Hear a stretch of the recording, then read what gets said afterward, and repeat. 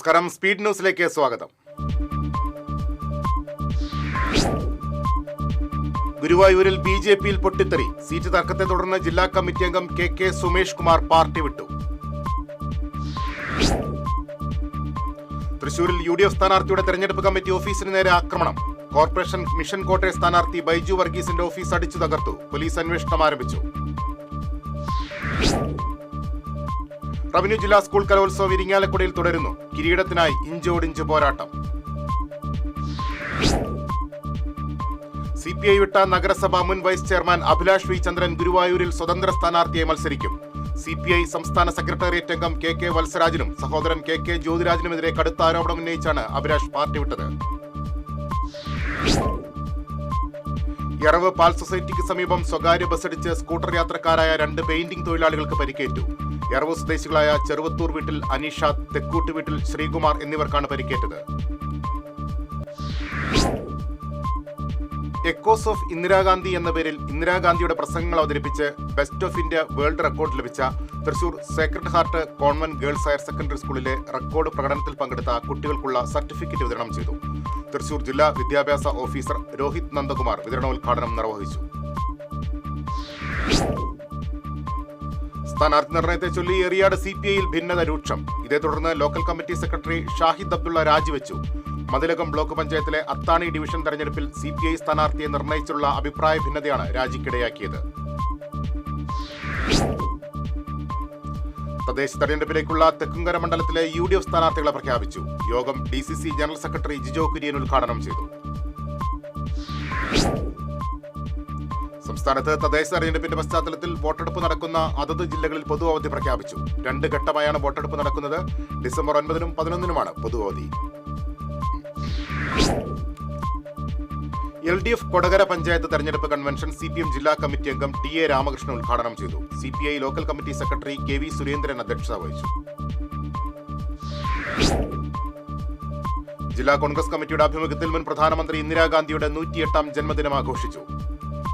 DCC ഓഫീസിൽ നടന്ന ജന്മദിനാഘോഷ ചടങ്ങ് DCC പ്രസിഡന്റ് ജോസഫ് ടാജറ്റ് ഉദ്ഘാടനം ചെയ്തു.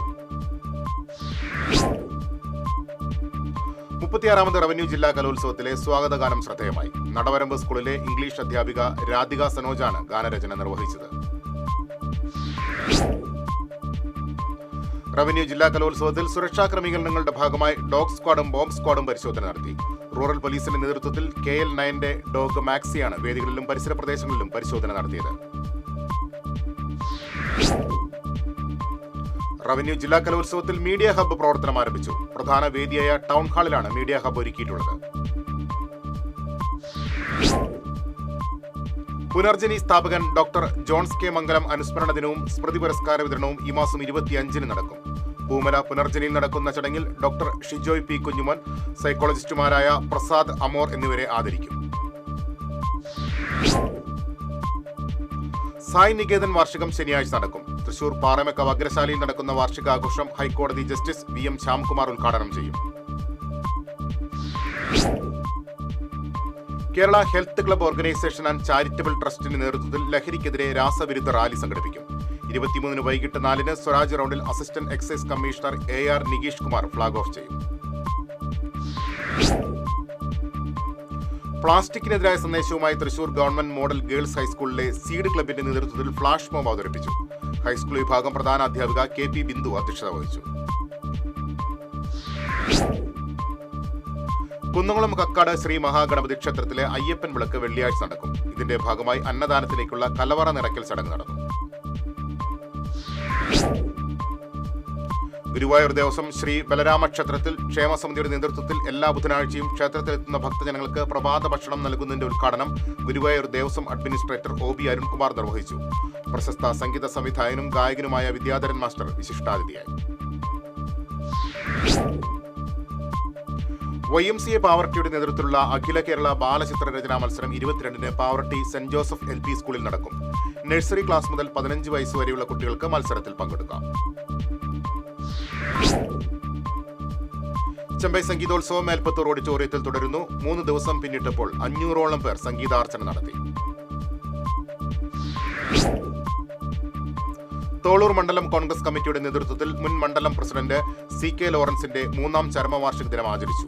മണ്ഡലം കോൺഗ്രസ് പ്രസിഡന്റ് KG പോൾസൺ അധ്യക്ഷത വഹിച്ചു. പാവർട്ടി സെന്റ് ജോസഫ് സ്കൂളിൽ NSS പ്രവർത്തനങ്ങളുടെ ഭാഗമായി ദുരന്ത നിവാരണ ജീവരക്ഷാ പ്രവർത്തനങ്ങളുടെ ക്ലസ്റ്റർ തല ഉദ്ഘാടനം നടത്തി. School manager father Joseph Alappatt അധ്യക്ഷത വഹിച്ചു.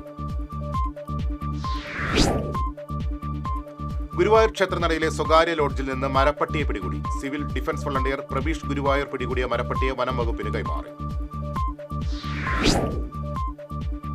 ഇതോടെ സ്പീഡ് ന്യൂസ് സമാപിച്ചു. നമസ്കാരം.